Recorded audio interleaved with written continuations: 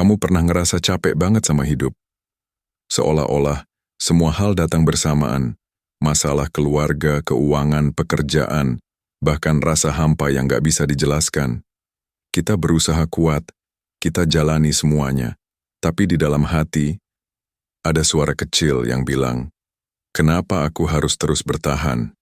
Kita gak asing dengan nasihat. Sabar ya, ini cuma ujian. Tapi sabar itu gak gampang. Apalagi kalau luka dan kecewa datang bertubi-tubi. Kadang, kita nggak butuh solusi. Kita cuma ingin dimengerti. Kita pengen ada yang bilang nangis aja nggak apa-apa.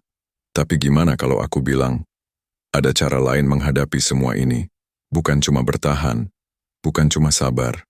Tapi, menikmati ujian hidup itu sendiri. Kamu mungkin berpikir itu gila. Tapi tenang, di video ini, aku nggak ngajarin kamu buat pura-pura bahagia. Aku cuma pengen ngajak kamu untuk melihat ujian hidup dari sudut pandang yang berbeda, yang mungkin bisa membuatmu lebih tenang, lebih damai, dan mungkin lebih bersyukur. Kebanyakan dari kita diajarkan untuk melawan rasa sakit. Kita diajarkan untuk terus semangat, terus bergerak, terus produktif. Tapi tidak ada yang mengajarkan bagaimana menerima rasa lelah, bagaimana berdamai dengan kenyataan yang tidak selalu indah. Padahal, kunci dari ketenangan bukan perlawanan, tapi penerimaan.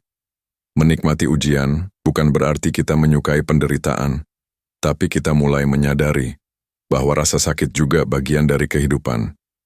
Kita berhenti bertanya, kenapa aku? Dan mulai bertanya, apa yang bisa aku pelajari dari ini? Kita berhenti menyalahkan keadaan, dan mulai belajar dari proses. Coba lihat sekelilingmu. Orang-orang hebat lahir bukan dari kenyamanan. Mereka tumbuh dari luka, dari kecewa, dari ujian yang nyaris membuat mereka menyerah. Tapi mereka nggak cuma bertahan, mereka berkembang, karena mereka mulai mengubah cara pandangnya terhadap penderitaan, bukan sebagai hukuman, tapi sebagai proses pembentukan. Dan itu dimulai dari kesadaran sederhana, bahwa hidup memang tak selalu mudah, tapi selalu bermakna kalau kita mau melihatnya. Banyak orang salah paham dengan kata menikmati. Mereka pikir menikmati artinya suka, padahal tidak. Kita bisa menikmati hujan, walaupun kita tahu itu bikin basah dan dingin, karena kita tahu ada keindahan di balik ketidaknyamanan itu. Begitu juga dengan ujian hidup, kita tidak harus suka, tapi kita bisa belajar untuk meresapi rasa sakitnya, rasa sesaknya, rasa kehilangan itu. Karena semua rasa itu nyata, dan semua rasa itu mendidik kita. Menikmati ujian hidup adalah tentang hadir sepenuhnya dalam momen sulit.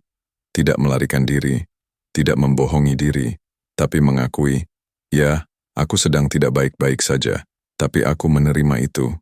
Karena penerimaan adalah langkah awal dari penyembuhan. Dan saat kamu mulai menerima, kamu akan menemukan satu hal kecil yang selama ini tersembunyi. Ketenangan. Ketenangan yang datang bukan dari hilangnya masalah, tapi dari keutuhan dirimu yang mulai pulih. Menikmati ujian hidup bukan sesuatu yang terjadi tiba-tiba. Ia butuh dilatih, seperti otot yang dibangun perlahan. Langkah pertama adalah sadari bahwa semua akan berlalu.